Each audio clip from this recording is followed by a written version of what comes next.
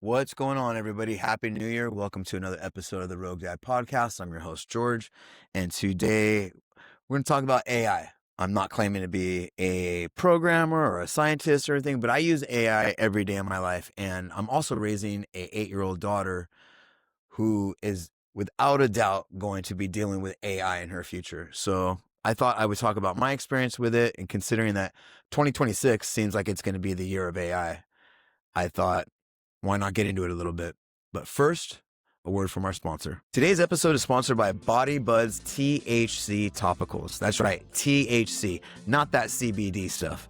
Body Buds products are infused with high quality, organically grown cannabis and made in small batches.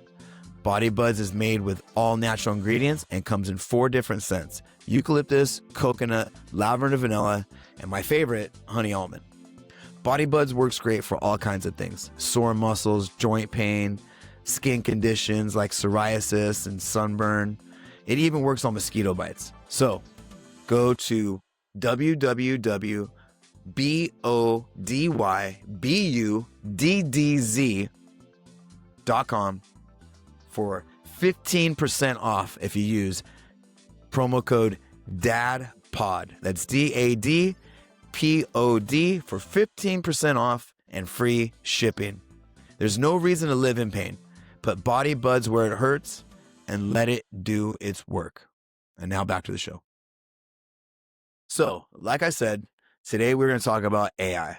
Now, I don't claim to be any type of expert. I'm just going to give you my experience with the way I use AI and what it does in my life, and how I think it's going to affect raising an 8-year-old kid.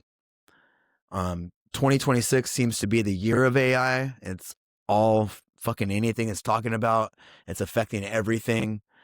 And I think it's super relevant in a time where you don't really know what the future holds. So it's kind of weird if you have a teenage kid or something, you're trying to teach them, oh yeah, go into, let's say, go into coding. Like if you were 5 years ago, you got a coding degree 4 years ago, it ain't worth shit now. Everyone's using AI to do it. I've heard that some countries are using AI in court because there's no discrepancy. It's just going by the letter. And there's judges, AI judges. I forget what country. So it's not going anywhere, and it's good and bad. I can totally see the case for both. It definitely felt simpler when AI wasn't even a thought, and I do realize that it has been a thought forever because, everyone says stuff like, I've seen this movie, Terminator, but just like the smartphone, when that first came out, everyone was like, it's making everyone dumb. And the thing is, I don't think any responsibility should be given to the phone or AI. The phone is an amazing tool for everything. It's how you use it. And I get that the algorithm and all that shit, it's to suck you in and all that. But if you use AI in a productive way, it is amazing. It is amazing. One of the ways that I like to use it is, as far as homeschooling goes, I have it build lesson plans around Rogue's strengths and weaknesses. Sometimes I'll tell it, like when I was teaching her about the 3 branches of government, I put into it, hey, I'm teaching my 8-year-old daughter about the 3 branches of government, the Bill of Rights, all that stuff. Make me out a lesson plan that's easily digestible for a girl this age, with she's reading at this level, this type of stuff. I even said, I'm in Virginia, so if there's places we can go see that would help her learn, include that. And it came out with an amazing lesson plan. It's helped me with investing. And that's another thing. These AI companies are so big that they're almost too big to fail, that if they fail, the country will fail. So investing in these companies is like NVIDIA, the company that makes the microchips. I've been slowly, since I started working this butcher job, each week I'm putting money in there and it's already growing. So it's got more uses than just teaching you things or making life easier. Now, it changes a lot of the way we view things, like jobs. And a lot of people are like, it's going to take jobs, it's going to take jobs. And you know what? You're right. It totally is. Like I said, it's already taken judges' jobs in other countries.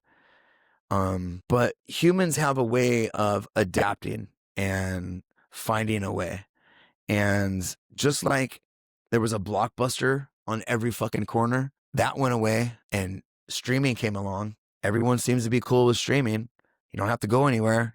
You don't have to rewind your tape before you bring it back. Like, the quality is better. Everyone moved on. Everyone was bitching about it's going to put Blockbuster out of business, all the jobs, but you don't hear anything about those people anymore. So I think we have a way of progressing with technology. Sorry if my my voice is all messed up. I got a little bit of a cold. Not a cold, but just a cough. So sorry. One of the other things that I think it is doing is it's making it to where I think people aren't thinking. Instead of asking it to teach me how to do these things, it's just being asked to do these things. I was recently at AT&T and this lady told me that her grandson was over and she said, hey, she calls it Chatty. Hey, Chatty, tell my grandson a bedtime story. And it just, put him to bed. In that case, I was like, dang, like, she just took herself completely out of the equation of something that could strengthen the bond with her grandchild, you know, build memories and build a relationship and do all these things. And she just set her phone down and left the room. And my first thought was, that's sad. That's fucking fucked up that so many people are not asking AI to help me do these things. They're just asking them to do these things. But then at the same time, they're bitching because now they got robots in factories doing jobs that people don't want to do. So it's this weird catch-22. Like, I saw this video where they were asking high school kids to read a clock, an analog clock, not a digital, an analog clock with the hands, and they couldn't do it. It was the saddest thing. Was dumbfounded because I always thought every classroom had a clock in there and you just were waiting for those hands to tick over and get the fuck out, hear the bell. And to find out that, I don't think Rogue can read a clock. I haven't taught her, because everything is digital. I ask her what time it is. She goes and looks on the stove. And it's just a weird thing how if technology comes along that makes the last one obsolete, they kind of don't learn that way anymore. Which, I guess, if the old way isn't around anymore, why learn it? If no one's handwriting, why do I need to teach her cursive? If no one's writing anything and they're just typing, why do I need to teach her how to write? Now, I'm just trying to be devil's advocate. Of course, we're teaching her how to write, and it's very important to me that she learns kind of everything I learned. I want her to know how to read a clock. I want her to know how to write cursive and print and all that stuff. Using AI as a tool rather than a substitute, I think that's where the trick is, because it's so easy to say, do this. It's so easy, especially if you got a bunch of other shit to do. Especially if you're busy and you're tired and you can just put your phone down and put the kid to bed. I can see both sides. I really can. But hearing that story from that lady it saddened me. Like, the kid's just next to a fucking phone in his bed and she's out in the living room. Like, fuck, that sucks. And I know it's a little dramatic, but I just picture all these phones just kind of doing everything for everybody, like teaching kids. But I think another thing that is the topic of conversation is UBI, which is universal basic income. So these AI companies, these artificial intelligence companies are just, I think Nvidia is the first $1 trillion company or something like that. And they're just making so much money. They're able to fucking change laws. They're able to buy politicians. They're able to invest in things that these politicians are trying to get made. Yeah, sure. I'll fund your fucking college if you don't let us have any restrictions or, any regulations. And I think universal basic income is, if AI is going to take everyone's jobs and AI is going to make life easier, then what are people going to do for work? How are we going to survive? And one of the suggestions is, especially from Andrew Yang, who ran for president, was universal basic income. The government is going to give you a basic income that's going to supposedly pay your rent, pay for food, pay for gas, pay for things. Now, I think on the surface, that might seem like a good idea. I, on the other hand, do not think it's that good of an idea, but not for the reasons that a lot of people do. I've heard a lot of people on different podcasts, a lot of really smart people, like, what's his name from the Dark Horse? Weinstein, Brett Weinstein. Anyway, a lot of these really smart people are saying, when you give someone a basic income and take care of all their financial needs, then what is their purpose? Like, if you're not going to work every day making money, what is your purpose? And I noticed that it's mostly people that don't have to fucking worry about money that are saying that. I've heard Joe Rogan say it, like, when you give people money, what are they going to do? You're going to have people just sitting at home doing drugs, or people doing, you know what? Fucking let them. If someone's going to get whatever it may be, $2,000, $3,000 a month, which honestly isn't a lot, that they're just going to sit at home and do drugs. Good. Let us find out who they all are. The losers are going to fall to the wayside. And the people who have passions like art, guitar, podcasting, stand-up comedy, gardening, farming, they're all going to, if they didn't have to go to work, if I didn't have to go to work, you can spend time with your kid. You can pursue all these passions. If you're so worried about people just doing drugs and drinking and doing all this stuff so much that you're not going to allow the people that are passionate about certain things, like, fuck, I would work out all the time. I would be in amazing shape. I would for sure go to the gym every day if I did not have to go to work. There would be no ifs, ands, or buts about it. I'm going quite a bit. I'm not going to say I go every day. If I didn't have to rest from work, I would be going to the gym every day. Even if it was just to ride bike, just to go in the sauna, just to do some stretching, like, I would. And the fact that people are talking like, oh, well, we can't do this thing because these people will ruin it or not do the right thing when they get it, it doesn't sit right with me. But that's not the reason why I'm opposed to it. The reason why I'm opposed to it is because once the government gives you your whole financial stability, they can also take it. Oh, I see George didn't pay his parking ticket, or George doesn't have his registration, or, George was doing this thing, speeding or whatever. Oh, we're going to dock his pay. We're going to do this. We're going to take it. We're going to suspend it. Once you become reliant on the government, who, to be honest, has failed in my eyes at pretty much every turn since COVID, once you place your livelihood in their hands, I think that's a foolish thing to do. I think it's an easy way out.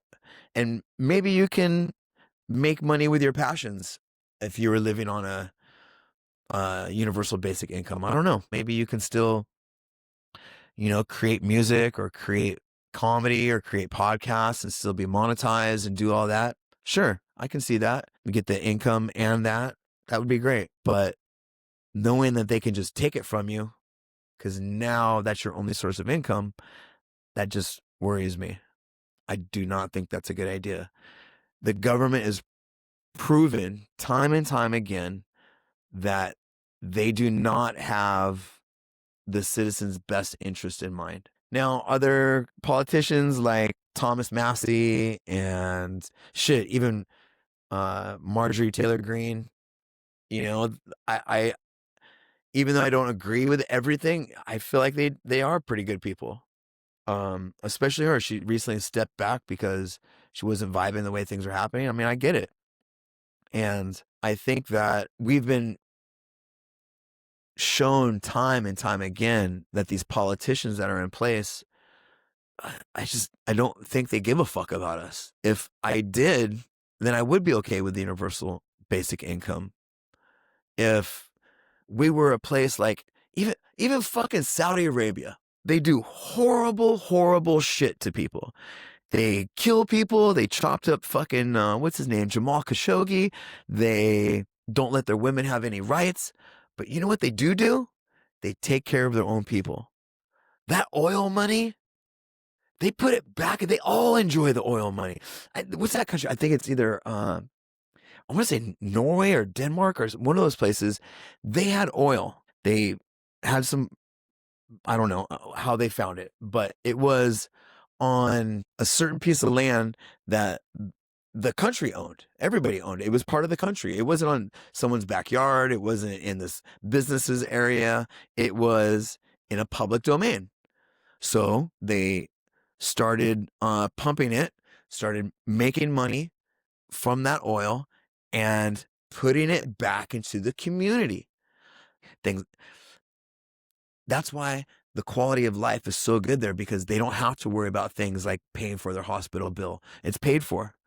Their schools are nice. The streets are nice. They're not having to pay for a bunch of shit because their government is taking care of it through these oil profits. And I just thought that was so cool, man. We're taxed and our fucking country sucks. There's so many homeless people, and I do know that it depends on where you live, but even in some of these nice areas, there's always somebody on the fucking corner begging for money out there with a sign on the freeway. I know California's fucked.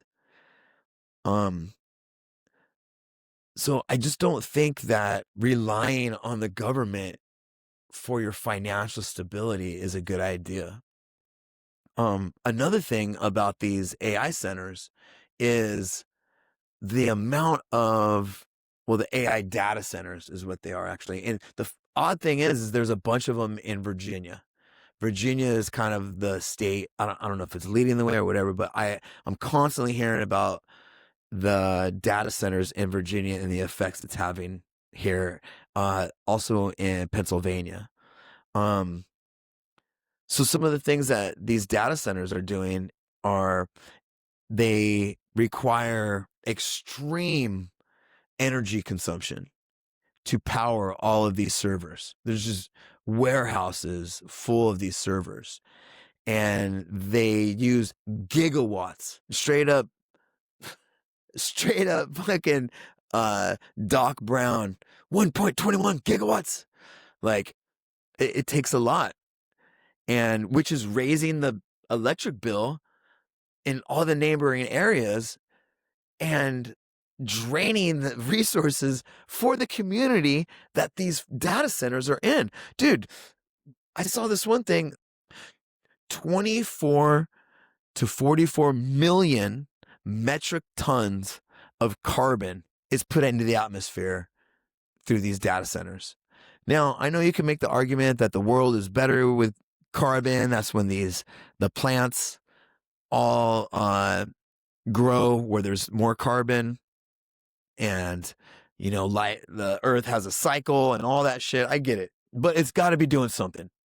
It's got to be doing something, whether it's as bad as they say or not, it's definitely got to be doing something where if you're emitting all that bullshit. 24 to 44 million, that's a big wide number, but it's the equivalent of 5 to 10 million cars on the road. So these data centers are emitting as much exhaust and as much fumes as 5 to 10 million cars. It doesn't sound good to me. Not to mention, it takes millions and millions of gallons to cool these servers. So then if you're in areas like Arizona, where water is already scarce, you don't think your fucking water bill is going to go up? You don't think they're not going to say, hey, between the hours of 5 to 9, you're only allowed to use this much water because we have to we got to make sure the AI center is cool, because without AI, all this other shit's going to stop. We can't fucking let that get hot. So between the hours of this and this, don't use your water. If you're in Arizona, don't water your lawn. Don't, well, I mean, most of them have fucking dry yards anyway. But don't run your dishwasher. Don't run your washer machine. Don't shower during this time. No baths during this time, because we got to make sure the AI data center is cool. We can't let these servers overheat, you know? So it's not only the workforce that's going to be affected, it's also the environment. These data centers are fucking huge. There's so many communities that are voting against. I know Florida, I know there's a bunch of other states that are like, no, we don't want to look out our window and see a big ass fucking data center. And you can only put them in the middle of nowhere for so long before they start encroaching on neighborhoods. I know it's polluting the waters. I know that there was one city, I wish I knew the name of it, I saw a report on that they were complaining within 30 days of, I think it was Pennsylvania actually, within 30 days of this data center being there, it turned people's sink water brown. So it's just, is it good? You know, is it worth all of the fucking bad shit? I mean, I don't know. I love using my AI. The fact is, when Rogue doesn't know something, we use it. When I don't know the answer, we use AI. And it makes it easy. I ask it, hey, what year did this happen? Or how hot should I melt wax? How many feet are in this? Or whatever the fuck, you know? And I always try to make sure that it's just not doing the work for me. Like if it's helping me write something for Body Buds or for the podcast or something, I always tweak it a little bit. Hey, this is the idea I got. What do you think about this? You know, I try not to let it do everything. And that's my own little thing. I just figure if I use it as something that can help me, then I guess it's using it the right way. I mean, AI is everywhere. It's going to edit this podcast. It's going to change my voice clear. It's going to get rid of all the background noise. You know, if there's my seat is making a noise, it's going to get rid of that. So it's got amazing potential. It's got great things because it's doing so much good, but at what cost? You know? So, and I don't pretend to know the answer, but the question becomes now, how do I use it for my daughter? How do Teresa and I try to guide her life? You know, I know she's really into the arts, which is something I don't see AI completely taking over. It's already making amazing movies. It's making amazing remakes of songs. You know, there's Tool songs that are remade in soul and funk. You know, 50 Cent and all that shit. There's some Alice in Chains. It's very, very cool. But I don't see the arts being completely taken over, like coding, because I think, and I hope I'm right, that people will always prefer to see live music rather than just going and seeing somebody press a button and play the AI tune from YouTube. Now, I know that there are bands and DJs that, play behind a screen. I know the Gorillaz did that. I know Nine Inch Nails played behind a screen for a long time, and put images on there. I just don't think there's a real substitute. Well, fuck, now I'm thinking about it. The hologram at Coachella of Tupac. Shit, that was a while ago. I wonder if there's a better version of that now. There probably is. But I still think people would rather see a real person, than a screen. I know I would rather see a real stand-up comic than some screen. And I think that if she pursues something in the arts, hopefully she'll be okay. So the thing is trying to pick a career. I mean, sports, that's another one. I don't see AI taking over anytime soon. I mean, AI has already jumped so far from last year to this year. And she's 8. I can't imagine by the time she's 18 what it's going to be like, what this whole world is going to be like. And I know we have a tendency to, like, I know a lot of people are like, man, I thought there would be flying cars already. I just know that in my lifetime, I'm 50 years old, I've never seen a leap in technology like I have with AI. So I guess the real, goal would be is to using it to your advantage and knowing the right questions to ask it. I remember my brother Eric said, he goes, you just got to ask it the right questions. And he even asked it one time, what would you ask? How would you use AI? He asked the AI, how would you use AI? And I was like, man, I just like, boom, a light went off. You know what I mean? So I'll even ask it, like, what would you do in this situation? And I think teaching your kids how to ask the right questions is the way to go, because everyone else is going to be using it. You don't want them to be behind. If everyone is using it in 5 years and it's just a part of us in every phone like it already is. I mean, what, Siri was AI?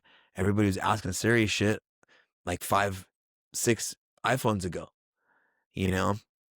So I know a lot of things I looked up also on I asked it, if you had a kid now, what would you use it? And it brought up STEM and the arts. And so STEM is science, technology, engineering, and mathematics. So trying to get into one of those fields, or the arts, it didn't say shit like carpentry. It didn't say, like, I guess trying to figure out what type of jobs are still going to be around in 5 years. That's, 10 years. And I know Roga's 8, and I know she's supposed to be a kid for a long time, a lot more years. I get all that. But that's kind of where I'm thinking, is like, what is she going to do for work if AI takes all those things? Like, there's already robot coffee baristas in Japan. There's been those for, I don't know, the last fucking 10 years. Like, when you're a kid, fast food and the service industry is kind of where you get your start. You're a busboy, you're a server, you're a bartender, you work at a donut shop, grocery store. If all of these jobs are going to be automated, then where does a kid get their start? Are they all just going to be fucking YouTube people, or, all going to have a podcast? Is the type of the things that I'm wondering, is like, what is the job market going to be when she goes out there? It's like another 6 years, another 8 years or something like that. So it said STEM and the arts. Now, I would prefer her to go into the arts. I feel like anything artistic is a better fulfillment of your time on earth, a better way to spend your life here. So I think that would be a really cool way for her to be here through the arts, Um, unless she's into math, unless she's into science, unless she's into technology and engineering. If that's the way she wants to go to, fucking let's go. For myself, I know I'm happiest when I'm doing something creative. I know I'm happiest when I'm being physical. The arts can be dancing. The arts can be comedy. The arts can be, you know what I mean? Anything. A sport would be awesome. I just know that for me, I'm the most fulfilled when, you know, I record a good podcast, or I have a good set on doing stand up, or I write something I really like, or build Legos, or whatever the fuck, you know, something creative. Um, Now, fulfilling in a different way, of course, being with family and, you know, having a daughter and all that stuff, wife, that's all fulfilling in a different way.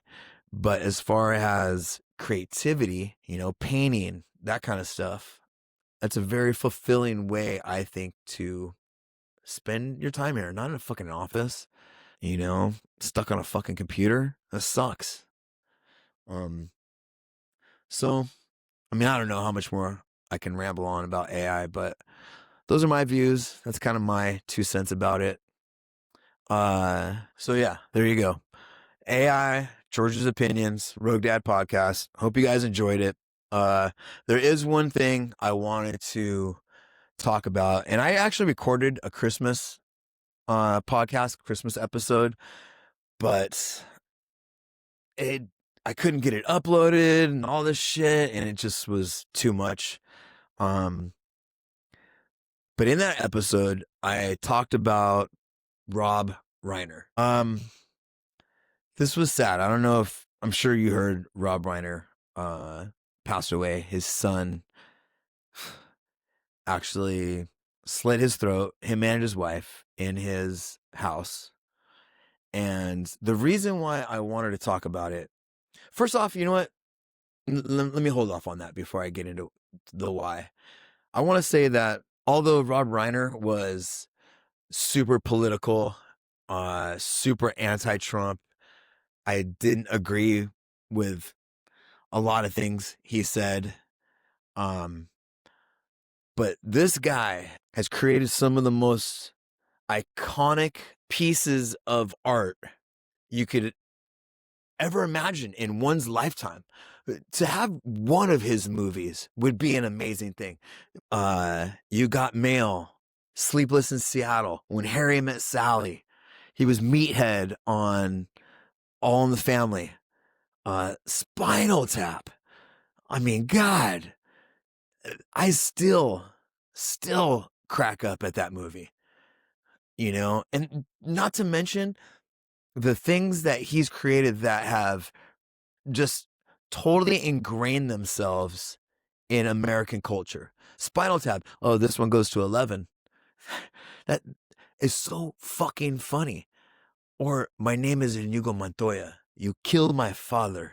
Prepare to die. Like, that's just, everybody knows that, man. The Princess Bride, even if you just did that, if I could go to my grave with that one piece of creativity under my belt, I would be happy. This guy had multitudes. And the reason why it bothers me so much is because with that catalog of movies and TV shows, and that catalog of work, to have that catalog of work, and then to have all the news outlets, almost every single one. Now, I listen to CNN, I listen to PBS, I listen to Fox, I listen to even the Independents, the New Turks, I listen to Breaking Points, I listen to all of these other ones. I'm at work all day, I'm just listening to podcasts. I do not listen to music at work, because I know the minute I start bumping my head or singing along, they're going to know I got my headphones in. So I listen to all these podcasts, Dark History, I listen to fucking science ones, I listen to Joe Rogan. Almost every single, except for Breaking Points. You know what? I'll give Breaking Points their due. Saga and Crystal, they did not have this vibe that I'm about to describe to you. But for sure, PBS, for sure, CNN, and even Fox was talking shit just because he was anti-Trump. All of them had this weird tone of sympathy for the boy and just kind of gloss over Rob Reiner's history, his contributions. And they were all like, oh, he was in and out of rehab and he was suffering from this and he had this mental issue and he was so brave that he even made a movie together and he was so honest about it. What the fuck? What the fuck? I get it that Rob Reiner had sympathy for it was his son. Of course he's going to feel that way. Of course he's always sticking up for his kid. That's his boy. But for the media to latch on to the son's illnesses and him more than paying respect to Rob Reiner and the things that he's contributed to this society, it just fucking infuriated me. It made me so mad. I'm not saying don't mention it, but these were all mostly about that. Oh, today, producer, writer, director Rob Reiner was stabbed by his son. His throat was slit by his son, attacked by his son, whatever it was. His son suffered from this mental illness and he really tried and he was in and out of rehab and he was so honest in this documentary that he made with his dad. Get the fuck out of here. That son is a fucking piece of shit. You have everything you need, everything you can ask for, and including two loving parents who have never given up on you. And you fucking do that to them? How sad for Rob Reiner's last thing on this earth after doing all of these amazing things for his last vision in this earth. The last thing he sees is his son killing him. And you're going to fucking be sympathetic towards him even the slightest? Shame on you, man. Shame on all of you, dude. Just like in COVID, we are ignoring the strong and catering towards the weak. That son, Rob Reiner's son, was fucking weak. What that kid did, he wasn't even a kid. He's like fucking 24. If he does not get life in prison, I can't stand it. I can't fucking stand any sympathy towards that. He wasn't fucking abused by Rob. Rob Reiner did everything he could to help the kid. The kid would even say, like, I saw a couple of interviews. The kid was like, no, my dad does everything I need. Like, he's there for me. He supports me. They made this film together about his fucking mental illness. Put that fucking kid in a mental institution. Lock the fucking key. The fact that these media outlets were showing any sympathy towards that fucking kid, it totally blew me away, man. It totally blew me away. And I had to say something. I had to get that off my chest, and I wanted to do it before Christmas, but I was having fucking trouble with Riverside and all this stuff, and I couldn't get it off my chest, but I did not want to let another episode go by where I did not mention it. And yeah, so hate to end the episode on a bad note, but that's my 2 cents. Hope you like the new getup. I do, and it makes me want to do more podcasts. 2026, the year of the Rogue Dad podcast. This is it, man. So like, subscribe, follow, do all that. I appreciate each and every one of you. I know there's not a lot of you. I could be wrong. I look at the analytics every once in a while and I'm a little surprised by how many people are listening, but thank you. Love all you guys. Joe, what up, dude? Up there in Oregon, congratulations on your new place. Rogue Dad Podcast. Don't be afraid to go rogue with your parenting. Peace.